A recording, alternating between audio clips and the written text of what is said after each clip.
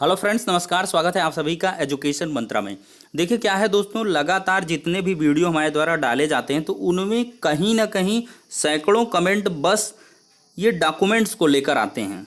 कोई जाति को लेकर, कोई निवास को लेकर, कोई विवाहिता को लेकर, जो विवाहिता हैं यानी कि जो महिला अभ्यर्थी उनके बारे में चर्चा कर रहे हैं। कितना नया कितना पुराना, बहुत सारे अभ्यर्थियों की ये कमेंट आते हैं कि सर मेरा 2012 का है, 2000 मेरा 19 का है, मैंने अभी लेटेस्ट अप्लाई कर दिया, मेरा इस तरह है, मेरा उस तरह है। इस तरह की समस्याएं आपको देखने के लिए मिलती हैं। और इसके बाद चरित्र को लेकर किससे बनवाएं, किससे ना बनवाएं, लेखपाल से बनवा लें क्या, कोई कहता है हम जो है प्राइमरी के प्रधानाध्यापक से बनवा लें क्या, मतलब बहुत सारी चीज़ें।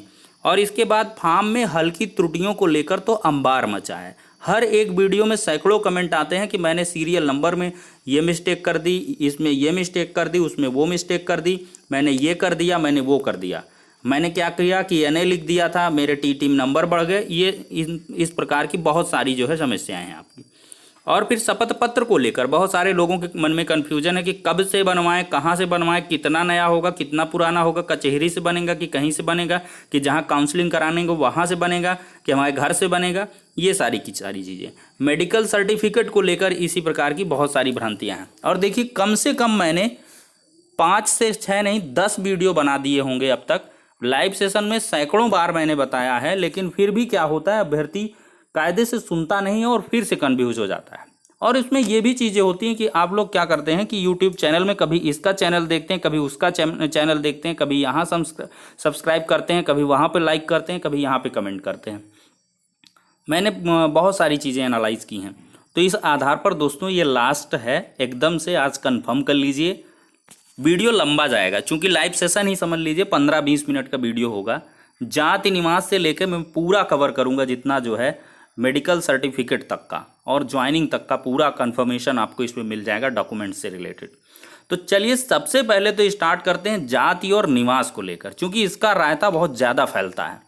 हर एक भर्ती परीक्षा में जब भी आती है तो उसमें ये रायता बहुत तगड़े से फैलता है कि जाति कब का होना चाहिए, निवास कब का होना चाहिए, कैसे होना चाहिए, किस प्रकार का होना चाहिए। तो इसके लिए टू बी वेरी ऑनेस्ट मैं बता दूं कि इसमें कोई भी किसी भी प्रकार की आज तक प्रॉब्लम बेसिक शिक्षा विभाग के अंतर्गत नहीं देखने के लिए मिली, चाहे बेसिक हो चाहे जो हो। देखिए कोई ऐसे होते हैं भर्ती परीक्षा, जैसे दरोगा वाली आप परीक्षा ले लें यूपीएसआई की, तो उसमें साफ साफ मेंशन होता है कि रजिस्ट्रेशन जिस दिन करेंगे उसके पहले की तिथि का होना चाहिए और 3 साल की बाउंडेशन आपको लगा दी जाती है। या एसएससी वगैरह का देखेंगे वहाँ पे भी 3 साल का बाउंडेशन रहता है। और कहीं पर अगर देखें कि आप जैसे यूपीआरटीओ के तहत बीएड वगैरह के लिए अप्लाई करें तो 6 महीने पहले का, जिस दिन आप परामर्श करेंगे काउंसलिंग उसके 6 महीने पहले का।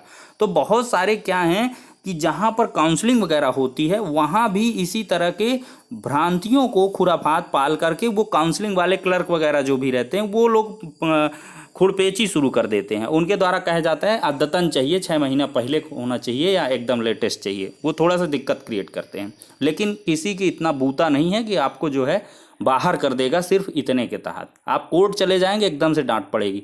तो इस वजह से इसमें आप परेशान ना हो, आपका अभ्यर्थन नहीं निरस्त होने वाला है, ना इसके आधार पर आपकी नियुक्ति रुकने वाली है। ठीक है, अब सुन लीजिए कब का होना चाहिए। अगर आप देखेंगे जब आप फॉर्म भर रहे हैं ये 75 जनपदों के चॉइस लॉकिंग का, तो उसमें साफ साफ दे रहा है आपके एजुकेशनल डॉक्यूमेंट्स और इसके साथ साथ जाति निवास आवेदन तिथि के पूर्व का होना चाहिए। अब देखिए वहाँ पर कंफ्यूजिंग लाइन है कि आवेदन ये वाला आवेदन की बात कर रहा है कि सहायक अध्यापक भर्ती परीक्षा का। लेकिन अगर कायदे से समझे तो अंक पत्र, प्रमाण पत्र सबकी बात कर रहा है। तो ये सहायक अध्यापक चूंकि उसमें ये कह रहा है कि वांछित जो है कोई परिवर्तनीय नहीं होंगी, मतलब इन सारी की सारी चीज़ों में कोई भी परिवर्तन नहीं। 1 से 13 नंबर के कॉलम जो भी आप पहले भर चुके हैं, तो कुल मिलाकर ये वही 22 दिसंबर की बात कर रहा है।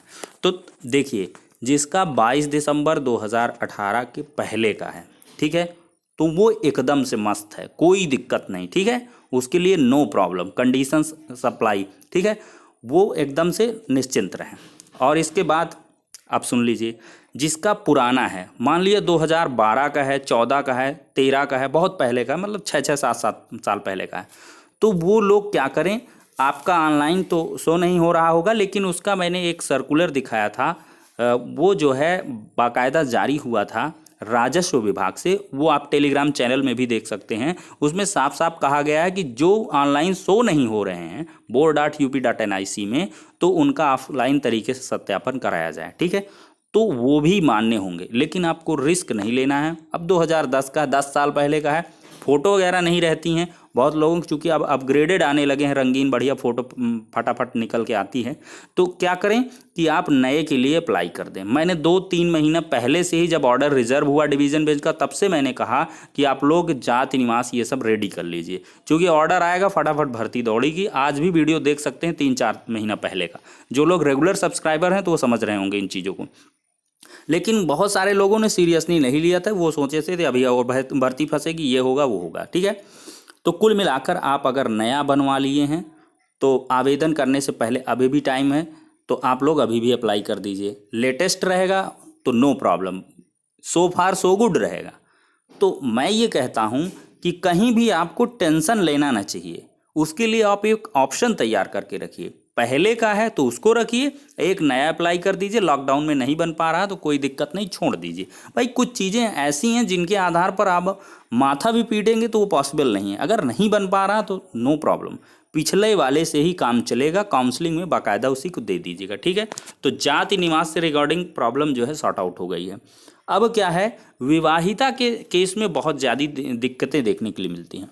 विवाहिता के केस में क्या है, जब वो पति के यहाँ आ जाती हैं तो वहाँ का निवास प्रमाण पत्र लगता है। लेकिन हाँ, यहाँ पर ये जो फॉर्म भरी थी आप, अगर उस टाइम पे आपकी शादी नहीं हुई थी, कुंवारी थी, तो आप स्टेटस में मैरिड डालें और वही वाले जाति निवास आप लगा दें, नो प्रॉब्लम।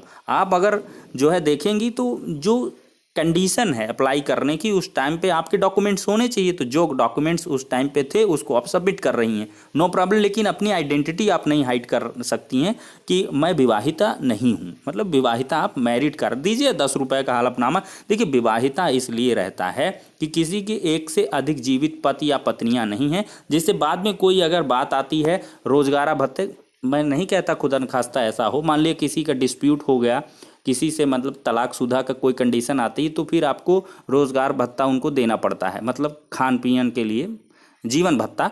तो उसमें फिर समस्याएं आती हैं कि कई पत्नियां दावा न करने लगें या कई पति, इस प्रकार की चीज़ें। तो कुल मिलाकर इन सब ये भविष्यगामी चीज़ें हैं। तो इनके तहत एक शपथ पत्र और सारे रीजन्स होंगे। बेसिक विभाग अपने अकॉर्डिंग इस वजह से हलफनामा लेता है 10 रुपये की नोटरी में कि मेरे पास खाली एक जीवित पति हैं या पत्नी है, इससे अधिक नहीं है, ठीक है। तो उसके लिए है। अब विवाहिता के केस में पति के यहाँ का आप निवास लगा दीजिए। देखिए, पिता पक्ष का जाति प्रमाण पत्र चाहिए होता है, लेकिन बहुत जगह पे ऐसा होता है कि पिता पक्ष का मांगते हैं। तो आप अपने पिताजी का जाति प्रमाण पत्र है तो उसको भी आप साथ में प्रूफ के तौर पर रख सकते हैं। उससे मतलब आपकी जाति नोटिफाई हो जाए कि हाँ आप इस पर्सनल जो है कास्ट के हैं। और इसके बाद नहीं बन पा रहा है तो जब आप कुंवारी थी तब का आपके पास जाति प्रमाण तो होगा ही, चाहे 6 साल, 10 साल, 15 साल। हमारे कई ऐसे जो है सब्सक्राइबर्स रहे हैं या हमने परामर्श लिया है ऐसी विवाहिता महिलाओं से जिन्होंने बेसिक विभाग में अभी नौकरी कर रही हैं, तो उन्होंने 10-10, 12 साल पुराना जो है जाति प्रमाण पत्र लगाया है और ज्वाइनिंग ली है, ठीक है। पिछली 12,460 है, 15,000 भर्ती, कई भर्तियां हैं, ठीक है। तो कुल मिला के विवाहिता के केस में भी आपको टेंशन लेने की आवश्यकता नहीं। पुराना यदि आपके पिता के नाम का है, पिता के नाम का मतलब उसमें आपका नाम हो, पिताजी का नाम हो, और बहुत क्रिटिकल कंडीशन बन रही है, वो भी खो गया है, नया बन नहीं पा रहा, तो पति का रखिए। अगर प्रॉब्लम क्रिएट होती है तो फिर पिताजी का जाति प्रमाण पत्र अगर वहाँ से लेखपाल नहीं बनवा रहा, तो देखिए प्रोसीजर ये है कि आख्या लगती है। तो पिता के यहाँ से आख्या लगती है और उसके आधार पे यहाँ पे पति का बनता है, उसमें पिता पति दोनों का नाम आ जाता है। ऐसी भी कई जनपदों में सुविधा है, ठीक है। तो इसके बारे में भी आप बहुत टेंशन ना लीजिए, ठीक है। पुराना वाला है तो चल जाएगा। जो अभी रिसेंटली मैरिड हुई हैं 5-6 महीना का, उनको निवास उवास की कोई टेंशन नहीं, नए के लिए अप्लाई कर दीजिए। भाई ये है मेरे कहने का ये मतलब है, 2-2 ऑप्शन रखेंगे, आपको कभी प्रॉब्लम देखने के लिए नहीं मिलेगी। कुल मिलाकर टेंशन नहीं रहेगी, ठीक है। कोई भी चीज़ मांगी जाती कि इस प्रकार का नहीं चाहिए, इस तरह का चाहिए। देखिए क्या है, हर एक जनपद पर स्थितियां डिफर कर जाती हैं। हम किसी जनपद के रिस्पेक्ट में बता दें कि नहीं ऐसे होता है, और किसी दूसरे जनपद में आप जाएं तो इस वजह से चूंकि एक सब्सक्राइबर बेस 1,22,000 का परिवार है, सब लोग काउंसलिंग कराएंगे 70-80 जितने भी हैं, तो उनको समस्या ना हो। तो एक कॉमन क्राइटेरिया लेके चलते हैं हम। अब देखिए नया पुराना ये सारी चीज़ें जाति निवास के बारे में क्लियर कर दी मैंने। अब क्या है, हम बात करते हैं चरित्र, डीडी और फार्म में हल्की त्रुटि के लिए। देखिए फार्म में हल्की त्रुटियों को लेकर हमने कई बार बताया, ऐसी त्रुटियां जिनसे आपका चयन प्रभावित ना हो, मतलब आपकी मेरिट प्रभावित ना हो, आपका जिला प्रभावित ना हो, तो उसके लिए आप एक शॉर्ट जो है 10 रुपए के स्टैम्प पेपर में लिख के दे सकते हैं कि मेरा ये था लेकिन त्रुटि बस ये हो गया, ठीक है। तो कोई दिक्कत नहीं होगी, आपका कोई प्रॉब्लम नहीं, आपका सिलेक्शन कंसीडर होगा, ठीक है। इसके बारे में सर्कुलर भी जारी हुए बेसिक शिक्षा परिषद से पिछली भर्तियों में, और वो भाई वैलिडेट करेंगे इस भर्ती में भी, कोई प्रॉब्लम नहीं। शपथ पत्र देखिए कब का कहाँ से कैसे बनवाए। शपथ पत्र देखिए जो जितने भी शपथ पत्र हैं आप किसी भी जनपद से बनवा सकते हैं, ठीक है। लेकिन कुछ जनपद वाले भी ऐसे ऑफिस में ये होता है, वो कहते हैं नहीं हमारे जनपद का रहना चाहिए, तो फिर आप वहाँ से भी बनवा लीजिएगा। लेकिन जब काउंसलिंग करवाने जाएं, देखिए जब आपका जिला आवंटित हो जाए तो ये चरित्र है, डीडी है, फॉर्म में हल्की त्रुटि है, शपथ पत्र, एक दिन जाइए 150 किसी वकील को दीजिए, फटाफट टाइप करवाइए, चले आइए अपने जनपद में करवा लीजिए, इनको लेके जाके बढ़िया से काउंसलिंग करवाइए। चरित्र प्रमाण पत्र कोई दो जो है राजपत्रित अधिकारी हों, अलग अलग हों, एक ही डिपार्टमेंट के हों, अलग अलग हों, चल जाएगा, कोई प्रॉब्लम नहीं, ठीक है। तो ये चरित्र प्रमाण पत्र से। डीडी की बात हमने की, जिला आवंटित हो जाए 500 रुपया डीडी बनवाएंगे जनरल ओबीसी वाले, किसी भी नेशनलाइज्ड बैंक से आप बनवा लें, किसी के अकाउंट से बनवा लें, ठीक है, बन जाएगा। एक दिन का 1 घंटों का काम होता है, डीडी भी बन जाएगी। शपथ पत्र के बारे में हमने बता ही दिया, एक 100 रुपये का स्टैम्प पेपर, जो विवाहिता हैं या विवाहित हैं उनके 10 रुपये का स्टाम्प, और एक 10 रुपये का स्टाम्प जिसमें फॉर्म में त्रुटियां वगैरह इस तरीके का आप ले लेंगे। मेडिकल सर्टिफिकेट के बारे में देखिए 68,500 शिक्षक भर्ती से ये हो गया है कि जिस जनपद में आपकी नियुक्ति होगी तो वहीं का मेडिकल सर्टिफिकेट होना चाहिए। आपका जब काउंसलिंग करवाएंगे तो आपको काउंसलिंग में ये शपथ पत्र वगैरह तक लगेगा, लेकिन चरित्र और ये जो है मेडिकल सर्टिफिकेट ये आपको बाद में लगेगा जब आप ज्वाइन करने जाएंगे, ठीक है। तो मेडिकल सर्टिफिकेट आप वहीं से बनवा लीजिए, चरित्र आप बनवा लीजिए, जहाँ से आप बनवाना चाहते बनवा लीजिए, उसको लेके काउंसलिंग में जाइएगा। इनको पहले से ही रखे रहेंगे, दिक्कत नहीं होगी, क्योंकि 6 को नियुक्ति पत्र मिल जाएगा, और 6 के बाद देखिए कब कुछ ज्वाइन कराते हैं ये तो आने वाला समय ही बताएगा। तो ठीक है, तो कुल मिलाकर मैंने दोस्तों इस वीडियो सेशन में सारी की सारी आपकी जो भी समस्याएँ थी उनको मैंने सॉर्ट आउट कर दिया है। लेकिन अब भी भैया किसी की रह गई हैं तो कमेंट के माध्यम से बता देना, लेकिन मुझे जहाँ तक अंदाज़ा है कि यही कॉमन प्रॉब्लम्स सबकी हैं, ठीक है। तो नेक्स्ट वीडियो मिलते हैं, तब तक के लिए शुक्रिया, धन्यवाद।